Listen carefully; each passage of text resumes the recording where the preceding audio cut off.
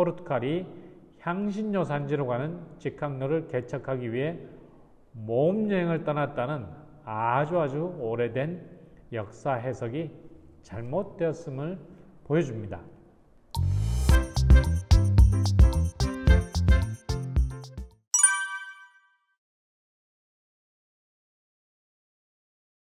이 유물은 1492년 독일 뉘른베르크 출신의 마르틴 베하임이 제작한 지구의입니다.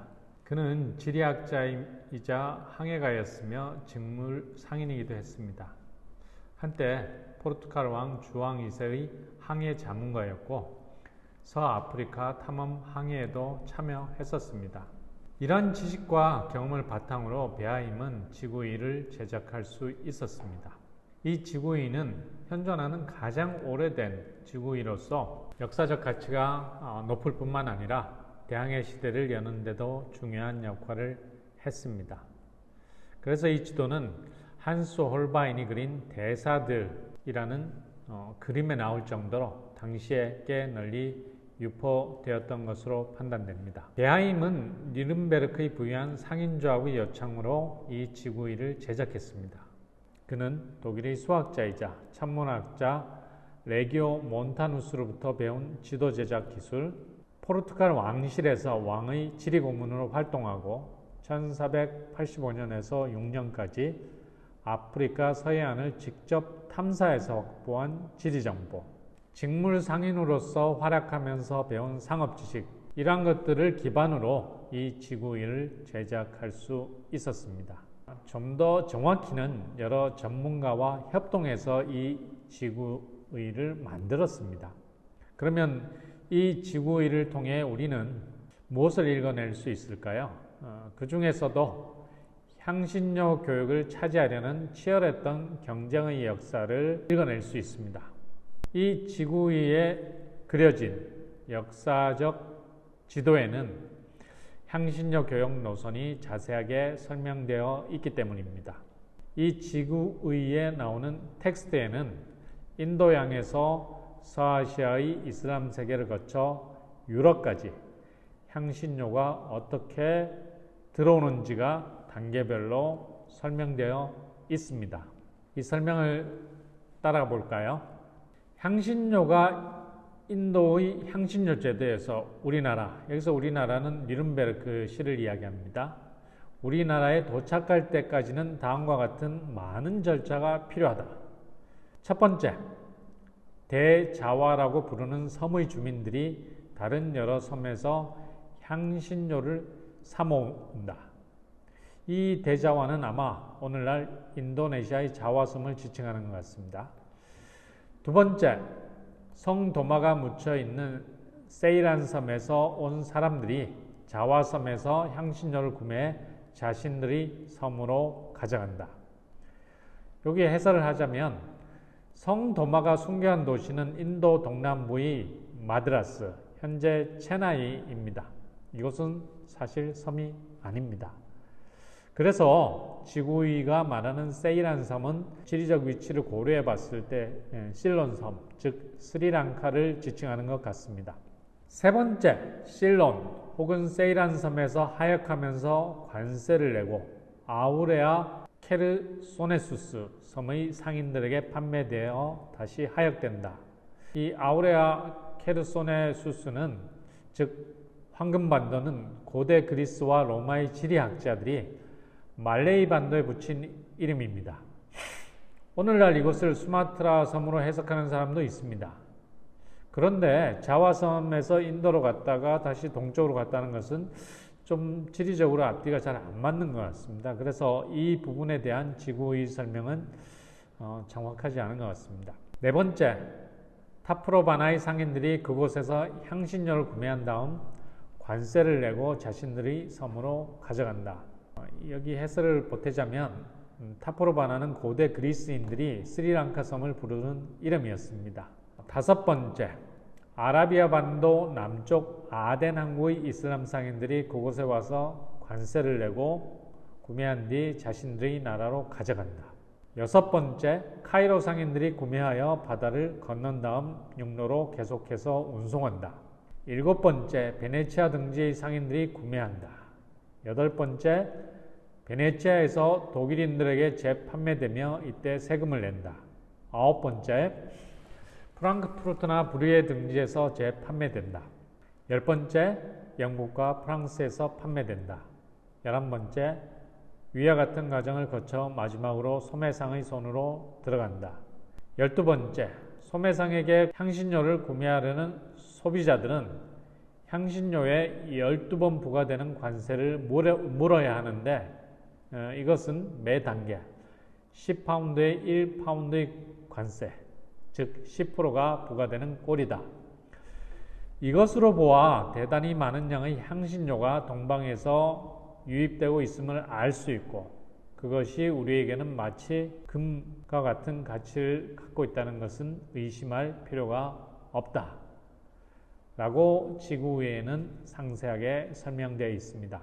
지구위에 나오는 향신료 교역에 대한 설명은 일부를 제외하면 전체적으로 당시 실제 향신료 교역을 보여주는 것 같습니다. 그렇지만 자와섬에서 인도로 수송했다가 다시 동쪽으로 수송했다는 설명은 앞뒤가 맞지 않는 것으로 보입니다. 이러한 오류는 아마 향신료 지역에 대한 유럽인들의 지리 정보가 정확하지 않은 탓이었을 것 같습니다.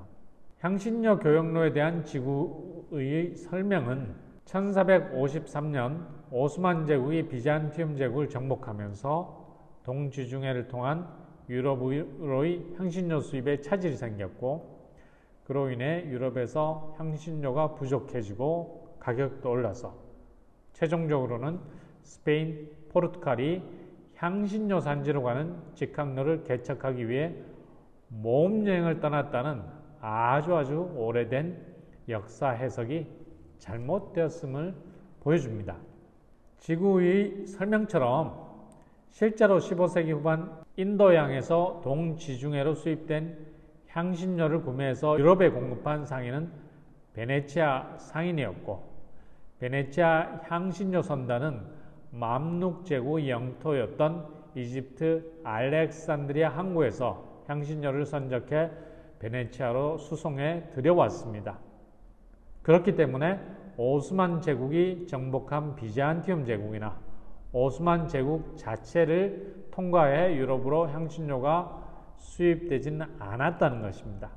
게다가 향신료 교육에 관한 기존의 오해와 달리 오스만 제국이 비잔티움 제국을 정복한 이후, 즉 15세기 중엽부터 15세기 말까지 유럽에서 향신료 가격은 오르지 않았습니다. 지구의 설명을 통해 알 수 있는 또 하나의 사실은 새로운 향신료 루트를 개척하기 위한 모험항해에 독일 상인들도 큰 관심이 있었다는 것입니다.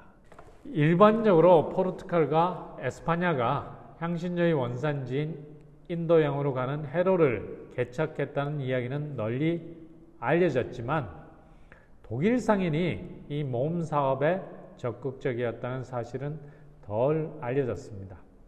뉘른베르크 상인조합이 이러한 지구의를 제작 의뢰했던 이유는 아프리카 서해안을 따라 내려가는 새로운 항로 개척에 관심이 있었기 때문입니다. 중세 말 뉘른베르크, 아우구스부르크, 울름 이런 남부 독일 도시들은 중요한 상업과 산업 중심지였고 이들 도시 상인들은 보헤미아, 헝가리, 폴란드, 플랑드르, 밀라노, 베네치아, 제노바, 스페인 등 유럽 전역에서 상업활동을 하고 있었습니다. 이들 남부 독일 도시들이 중세말 국제적인 상업과 교역 중심지로 부상할 수 있었던 시대적 배경은 중동부 유럽의 광산 개발 덕분이었습니다. 특히 이들 광산에서 확보한 은으로 남부 독일 상인들은 베네치아 시장에서 향신료, 원면 등의 동방 물품을 구매했고 이를 유럽 시장에 때론 그대로, 때론 가공해서 다시 내다 팔았습니다. 1493년 뉘른베르크 상인들은 나중에 신성 로마 제국 황제가 되는 막시밀리안에게 서쪽으로 항해해서 향신료 제도로 가는 해상 루트를 개척하자 이런 제안을 했었습니다. 하지만 막시밀리안은 이 제안을 거절했고 이 제안서와 모네타리우스가 쓴 아마 궁정관리였던 것 같습니다. 즉 이 제안서와 모네타리우스가 쓴 추천서를 포르투갈 국왕에게 보냈습니다. 모네타리우스는 추천서에서 이렇게 이야기했습니다. 폐하께서는, 여기 폐하는 포르투갈 국왕이죠. 이 항해를 위해 저희 국왕, 즉 막시밀리안입니다. 막시밀리안께서 보내신 마르틴 베하임과 다른 많은 항해 전문가들을 활용하실 수 있습니다. 그들은 아조레스 제도에서 출발하여 용감하게 대양을 건너갈 것입니다. 이렇게 편지에서 이야기했습니다. 뉘른베르크 상인들이 향신료 제도로 가는 해로 개척에 관심을 가진 이유는 베네치아 상인들이 지중해 향신료 교역을 독점하고 있었기 때문입니다. 이들 뉘른베르크 상인들은 베네치아가 정한 규칙에 따라 베네치아에 있는 폰다코 데이 테데스키라 불리는 독일 상관에서만 향신료를 구매해야 했고 수익성 있는 동지중해 향신료 교역에는 철저히 배제되어 있었습니다. 이런 이유로 남부 독일 상인들은 14세기 말부터 베네치아가 정하고 있었던 동지중해 해상 노선을 우회하는 루트를 개척하려고 노력했습니다. 그중 하나가 육로를 이용하는 방법이었는데요. 그것은 육로를 통해서 흑해로 가서 그곳에서 향신료를 구매해서 유럽에 공급하는 아니었습니다. 15세기 초 헝가리 왕이자 후에 신성 로마 제국 황제가 된 지기스문트는 이러한 남부 독일 상인들의 노력을 지지했고 이러한 경제적, 군사적 갈등은 베네치아와 지기스문트와의 전쟁으로 이어졌습니다. 이러한 상황에서 베네치아 정부는 지기스문트를 암살하기 위한 계획을 여러 차례 세웠지만 최종적으로 실행에 옮기지는 않았습니다. 그렇지만 독일 상인들의 시도, 즉 육로를 이용해서 향신료 교역을 새로 개척하는 이러한 시도는 여러 이유로 최종적으로 실패했습니다. 마르틴 베하임의 지구의회는 15세기 말 향신료 교역을 둘러싼 유럽 여러 세력 간의 치열했던 경쟁의 역사가 담겨 있습니다. 그리고 향신료 무역에서 큰 구조적 변화가 있을 것을 예감케 해줍니다.